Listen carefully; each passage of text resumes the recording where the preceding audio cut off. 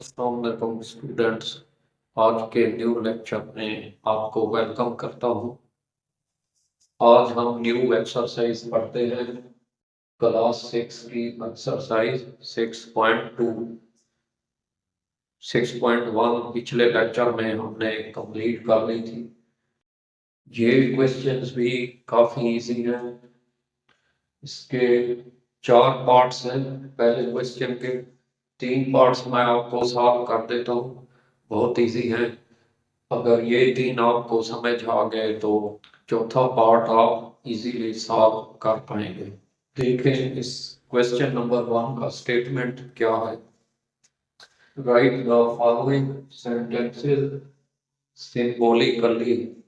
ठीक है, यानी ये जो सेंटेंसेस दिए गए हैं इनको सिंबल की शक्ल में लिखना है। तो देखें इस क्वेश्चन का पहला part. The sum of numbers n and 6 is 20। ठीक है, बहुत इजी क्वेश्चन है। यानी वो कह रहा है कि नंबर 6 और n का जो सम है यानी मजमूआ है वो है 20।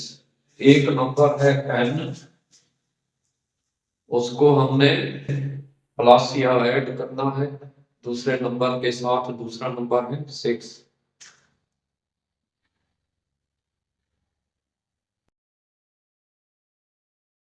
तो ये आता है 20 के बराबर। ठीक है, n plus 6 is equal to 20। ये इस क्वेश्चन का आंसर है। आगे इसका सेकंड पार्ट आप खुद कर लेना, उसमें से माइनस करना है, नेगेटिव लगाना है। और थर्ड पार्ट देखिए इसका। 4 times A number n is less than 7। यानी एक नंबर जो है n उसका 4 टाइम्स 4 गुना जो है वो 7 से कम है। ठीक है, 4 टाइम्स ऑफ n पहले हम ये करते हैं। 4 टाइम्स ऑफ n ये बनेगा 4n। तो ये क्या है, लेस देन 7, 7 से कम है। लेस देन का सिंबल ये होता है, ये सिंबल है लेस देन का, लेस देन 7। ठीक है, इस क्वेश्चन का ये आंसर है। इसका लास्ट पार्ट देखें। 2 times A number n is more than 25। यानी एक नंबर n का जो 2 गुना है 2 टाइम्स वो 25 से ज्यादा है, मोर। ठीक है, तो 2 टाइम्स n का वो बनेगा 2n 2n। और ये क्या है, मोर देन 25। तो ये इस क्वेश्चन का आंसर है। देखें इस क्वेश्चन का statement. Which of the following statements are true and false। यानी ये 4-5 जो स्टेटमेंट्स दिए हुए हैं इनमें आपने बताना है कि कौन सा ट्रू है और कौन सा फॉल्स है। सही और गलत आपने बताना है। तो देखें इसका पहला part. Sum of 5 and 8 is 20। ठीक है, तो सम होता है हासिल जमा, यानी 5 और 8 को जमा करने से जवाब 20 आता है। क्या ये बात सही है? नहीं, 5 और 8 को जमा करने से जवाब जो आता है वो 13 आता है। तो ये जो है स्टेटमेंट फॉल्स है, गलत है। इसका अगला पार्ट देखें। Third part. 9 plus 19 is equal to 28।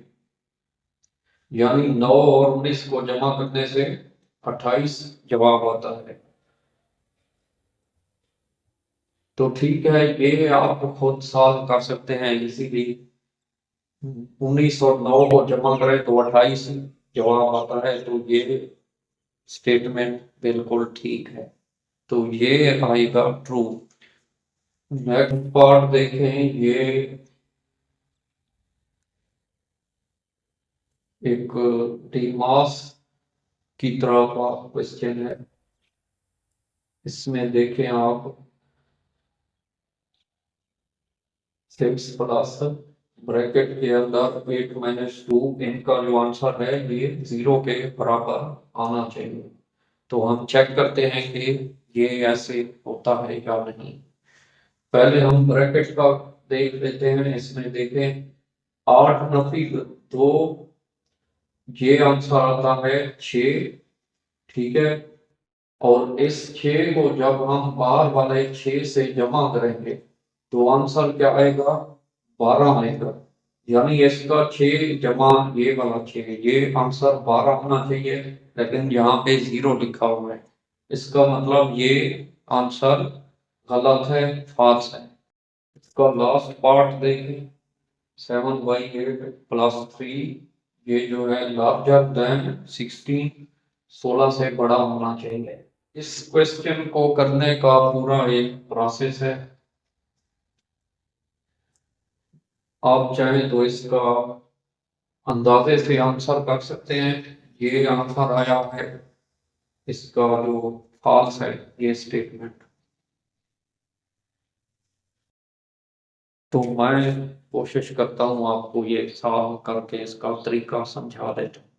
देखिए ये क्वेश्चन थोड़ा सा मैंने सॉल्व कर दिया है। ये 3 के नीचे हम 1 लगा सकते हैं और उसका एलसीएम हमने लिया 8 बनता है। ये इस फ्रैक्शन को चेंज नहीं करेंगे क्योंकि ये ऑलरेडी 8 है, इसको हमने 8 बनाना है। तो ये 24 हो जाएगा, 7 जमा 24 31, 31/8। इसकी हमने फिर जो डिवीजन की तो 3.8 आंसर आया।